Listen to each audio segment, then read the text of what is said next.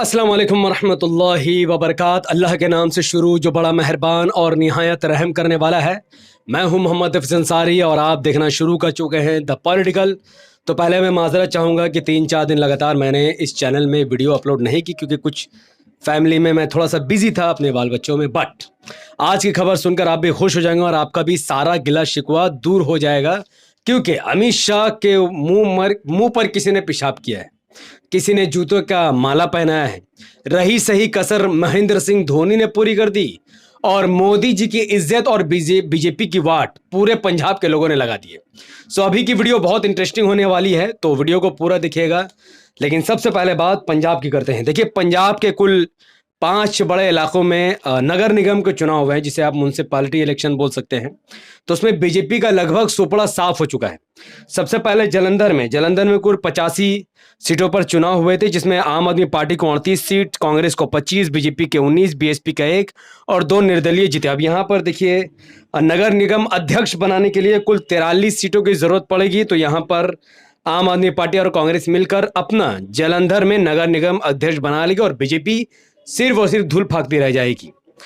अमृतसर में भी कुल 85 सीट पर म्यूनसिपैलिटी के चुनाव हुए, नगर निगम के चुनाव हुए, जिसमें से कांग्रेस ने 40 सीट जीतकर सबसे बड़ी पार्टी बनकर उभरी, जबकि आम आदमी पार्टी 24 सीटों पर रह गई, जबकि बीजेपी सिर्फ 9 सीटों पर सिमट गई। शिरोमणि अकाली दल 4 सीट और 8 निर्दलीय उम्मीदवार जीते। तो यहाँ पर भी 43 प्रत्याशी चाहिए, समर्थन चाहिए यहाँ पर अध्यक्ष बनाने के लिए। तो यहाँ पर भी कांग्रेस और आम आदमी पार्टी मिलकर अपना अध्यक्ष बना ली।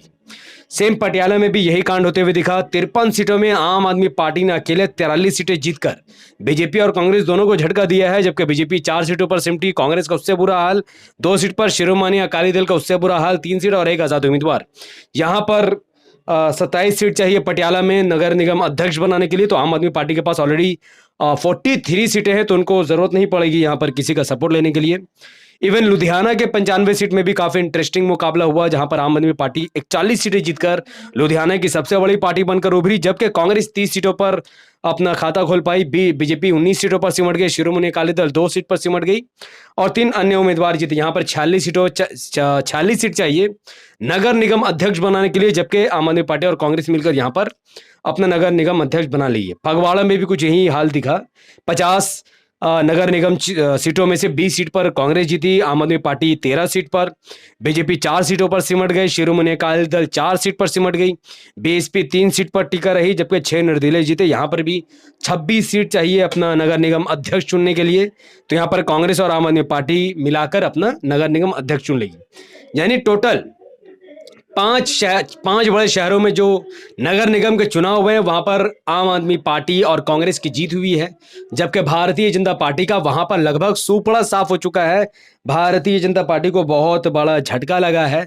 तो मोदी जी के चेहरे पर अब जहां जहां चुनाव हो रहे हैं, वहां वहां भारतीय जनता पार्टी को अच्छा खासा नुकसान झेलने को मिल रहा है। ठीक उसी तरीके से पूरे भारत के अलग अलग कोने में, चाहे वो औरंगाबाद हो या फिर उत्तर प्रदेश हो, बिहार हो, अमित शाह के ऊपर बहुत बड़े बड़े कांड हो रहे हैं। कहीं उनको जूते चप्पल की माला पहनाई जा रही है, कहीं उनके मुंह पर कुछ लोग पेशाब करते हुए दिख रहे हैं। ये सब कुछ हो क्यों रहा है?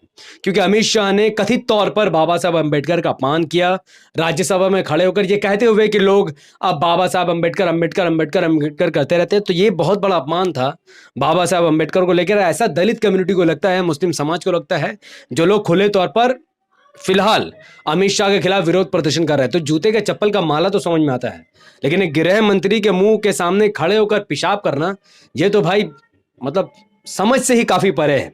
तो आप समझ सकते हैं कि अमित शाह की इस देश में कोई इज्जत नहीं है। अगर वो आज गृह मंत्री नहीं होते तो लोग क्या कुछ करते उनके साथ, वो अल्लाह ही बेहतर जानता है। अब बाकी कसर महेंद्र सिंह धोनी ने पूरी कर दी। महेंद्र सिंह धोनी ने अंधभक्तों को बहुत बड़ा झटका दिया है और बहुत बड़ा सबक भी सिखाया है। ये जो तस्वीर में आपको सेंटा क्लॉज दिख रहा है, वो कोई और नहीं बल्कि महेंद्र सिंह धोनी है। सही समझे आप, ये महेंद्र सिंह धोनी है जो कृति सेनन के साथ खड़े हैं। ये महेंद्र सिंह धोनी है जो अपनी बीवी बच्चों के साथ खड़े हैं, जो क्रिसमस डे को सेलिब्रेट कर रहे हैं। हालांकि मैं खुद एक मुसलमान हूं, मैं क्रिसमस डे को सेलिब्रेट नहीं करता। और जो गाने की आवाज आपको थोड़ा थोड़ा आती होगी, नीचे में सेलिब्रेशन हो रहा है। तो जिनका आज त्योहार है वो करेंगे। अब धोनी चूंकि हिंदू हैं और वो क्रिसमस डे को इस तरीके से सेलिब्रेट कर रहे हैं जिससे अंधभक्तों के पिछवाड़े में आग लग रही है। अब यहां पर प्रॉब्लम क्या हो रही है, देखिए यहां पर अंधभक्त ये सवाल उठा रहे हैं कि महेंद्र सिंह धोनी को जब राम मंदिर का न्योता मिला तो वो राम मंदिर नहीं गए। इवन जब कोई बड़े बड़े फंक्शन, हिंदू त्योहार होते हैं जैसा कि दिवाली हो या रामनवमी हो, तब महेंद्र सिंह धोनी तिलक नहीं लगाते, महेंद्र सिंह धोनी भगवा कपड़ा नहीं पहनते। लेकिन क्रिसमस की जब बारी आती है दूसरे समुदाय के लोगों की बारी, तो महेंद्र सिंह धोनी खुलकर वो मनाते। ऐसा क्यों है?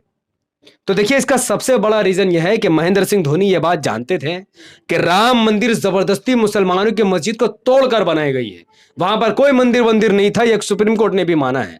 तो ऐसे स्थान पर जाना जहां पर दूसरे समुदाय की पूजा स्थल को छीनकर मेजोरिटी ताकत दिखाते हुए खास मंदिर को बना दिया गया।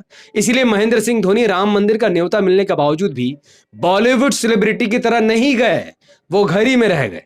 और जहां तक बात भगवाधारी या फिर तिलक लगाने की है, तो तिलक का गलत इस्तेमाल और भगवा ड्रेस का गलत इस्तेमाल जितना 2014 से लेकर 2024 तक हुआ, चाहे वो भगवा ड्रेस पहनकर लड़कियों को छेड़ना हो, भगवा ड्रेस पहनकर दंगा करना हो, या भगवा ड्रेस और तिलक लगाकर लिंचिंग करना हो, ये सब कुछ महेंद्र सिंह धोनी अपनी आंखों से 10 सालों से देख रहे हैं। वो जानते हैं कि अगर वो भी तिलक और भगवा ड्रेस लगाएंगे तो मैसेज बहुत गलत तरीके से चल जाएगा। इसीलिए वो खुलकर क्रिसमस तो मना रहे हैं, लेकिन कोई रामनवमी या फिर ऐसा कोई भी स्पेशल ओकेजन में हिस्सा नहीं ले रहे। ठीक उसी तरीके से इंदौर में जोमेटो वालों ने क्रिसमस डे के मौके पर जो डिलीवरी बॉय होता है उसको क्रिसमस ड्रेस पहना दिया और कहा कि आप इसी तरीके से डिलीवरी कीजिए। तो बहुत सारे हिंदुत्व संगठन ने इसका विरोध किया है कि जब दिवाली आता तब तो आप तिलक लगाकर नहीं भेजते उनको, या रंग लगाकर नहीं भेजते उनको, तो फिर क्रिसमस डे पर आप क्यों ऐसे कर रहे हैं? तो देखिए इस पर भी मेरा सेम ही जवाब है। पूरी दुनिया 10 सालों में यह समझ चुकी है कि भगवा ड्रेस या फिर तिलक एक दंगाई होने का प्रतीक बन चुका है। बजरंग दल, विश्व हिंदू परिषद, हिंदू युवा वाहिनी, इवन आरएसएस के लोगों ने भगवा ड्रेस और तिलक को बदनाम कर दिया है। चाहे वो मुसलमानों की लिंचिंग करना हो, या फिर पूरे देश में आतंक मचाना हो, क्या किसी फैमिली को परेशान करना हो, या फिर लड़की छेड़ना हो। ऐसे कई वीडियो सोशल मीडिया में वायरल है जहां पर भगवा ड्रेस पहनकर गुंडागर्दी की जा रही है। इसीलिए कोई बड़ी कंपनी अपने एम्प्लॉय को हिंदू त्योहारों में तिलक या फिर भगवा ड्रेस पहनने को नहीं कहती है। इवन जब क्रिसमस डे आता हो या ईद आता हो, वो लोग कुछ न कुछ सेलिब्रेट करते हैं, पर हिंदू त्योहारों में नहीं करते, क्योंकि हिंदू समाज के लोगों को बड़े बड़े हिंदुत्व संगठन ने बदनाम किया है और बर्बाद कर दिया। इसीलिए आपको ऐसे ड्राइवर को पकड़कर ऑब्जेक्शन करने से कुछ नहीं मिलेगा। और धोनी वैसे भी पूजा पाठ करते हैं, ऐसे कई सोशल मीडिया में आपको तस्वीर दिखा सकता हूं जहां पर धोनी घर में भी मंदिर बना के रखे हुए हैं, पूजा पाठ करते हैं, तिलक लगाते हैं, लेकिन ऑफिशियली तौर पर कैमरे के सामने वो ये सब कुछ नहीं करते, क्योंकि वो इन सब चीजों को बढ़ावा नहीं देना चाहते हैं। तो अंधभक्तों के मुंह पर बहुत बड़ा तमाचा है। तो एक तरफ अमित शाह जी के मुंह पर कोई मूत रहा है और कोई सेंटा क्लॉज बन के अंधभक्तों के मुंह पर तमाचा मार रहा है, जूता मार रहा है।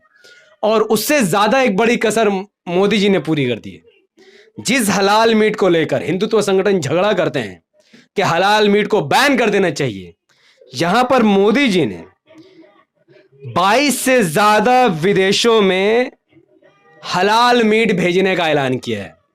तो आप यहां पर लड़ रहे हो मुसलमानों से कि हम हलाल मीट क्यों खाए, तुम खाओ हम क्यों खाए, पूरे भारत में बैन कर दो हलाल मीट। मोदी जी को आप बार बार जिता रहे हो ताकि हलाल मीट बैन हो जाए। वही मोदी जी पीएम बनने के बाद 22 से ज्यादा देशों में हलाल मीट सप्लाई करने वाले हैं। और हलाल मीट का मतलब समझते हो? मोदी जी बीफ सप्लाई करेंगे। जिस गौ माता को आप पूछते हो उस गौ माता को काट काट कर बीजेपी विदेशों में सप्लाई कर रही है। अब भारत में बेचारे गरीब मुसलमानों को लिंचिंग करके गौ हत्या के नाम पर उनको मार कर मौत के घाट उतारने वालों, जाओ जाकर मोदी से सवाल करो, बीजेपी से सवाल करो। जो विदेशों में हलाल मीट भेज रहे हैं, जो विदेशों में जिस गौ माता को तुम पूछते हो उस गौ माता को काट काट कर भेज रहे हैं। और इंडिया दुनिया की नंबर 1 देश बन चुके बीफ एक्सपोर्ट में। दुनिया में सबसे ज्यादा गाय काटने वाला देश इंडिया बन चुका है। और खुद मोदी जी की सरकार गाय काट काट कर विदेशों में भेज रही है, बीफ एक्सपोर्ट कर रही है। तो समझो, तुम्हें मूर्ख बनाया जा रहा है, तुम्हारे मुंह पर मूता जा रहा है, तुम्हारे मुंह पर थूका जा रहा है, तुम्हारे मुंह पर जूता मारा जा रहा है। भक्तों, बीजेपी को वोट देने वाले 30 करोड़ लोगों, तुम्हारे मुंह पर जूता मारा जा रहा है। तो इस वीडियो को शेयर करके आप भी उनके मुंह पर जूता मार सकते हैं जो लोग बीजेपी को अंधभक्ति के नाम पर सपोर्ट करते हैं और आज इस वक्त देश को बर्बाद करने में लगा चुके हैं। वो तमाम के तमाम बीजेपी को वोट देने वाले अंधभक्त एवं बेगैरत बेशर्म लोग हैं जो देश को बर्बाद करने के लिए बीजेपी को वोट कर रहे हैं, जो स्कूल कॉलेज हॉस्पिटल के लिए नहीं बल्कि धर्म के नाम पर बीजेपी को वोट कर रहे हैं। ऐसा हर व्यक्ति देशद्रोही है, देश का गद्दार है और उनके मुंह पर तमाचा बहुत जरूरी है, पर वो तमाचा फिजिकली नहीं, कानून हाथ में मत लो, बल्कि वीडियो को शेयर करो। इस वीडियो को जितना आप लाइक करेंगे, शेयर करेंगे, कमेंट करेंगे, उतना ज्यादा जब वीडियो लोगों तक पहुंचेगा और उतना ज्यादा अंधभक्तों के मुंह पर जूता पहुंचेगा तो उनका अकल को ठिकाने लाना जरूर, क्योंकि अगर ये रास्ते पर नहीं आए तो बीजेपी इसी तरीके से जीती रही तो देश बर्बाद हो जाएगा। तो इस देश को बर्बादी से बचाने के लिए मेरा साथ दीजिए, इस वीडियो को फैलाइए लोगों तक। अगर आप सब हमारे चैनल पर नए थे तो इस चैनल को सब्सक्राइब कीजिए, बेल आइकन को हिट कीजिए। इंशाल्लाह जल्द ही रोज डेली बेसिस पर वीडियो आने इंशाल्लाह बहुत जल्द शुरू हो जाएगी, कल ही से इंशाल्लाह शुरू हो जाएगी। और अगर आप सब इस वीडियो को हमारे फेसबुक पेज द पॉलिटिकल पर देख रहे थे तो इसे लाइक और फॉलो करके 5 फेसबुक ग्रुप में शेयर कीजिए, क्योंकि जितना आप ग्रुप में शेयर करोगे तो एक चेन बनेगा।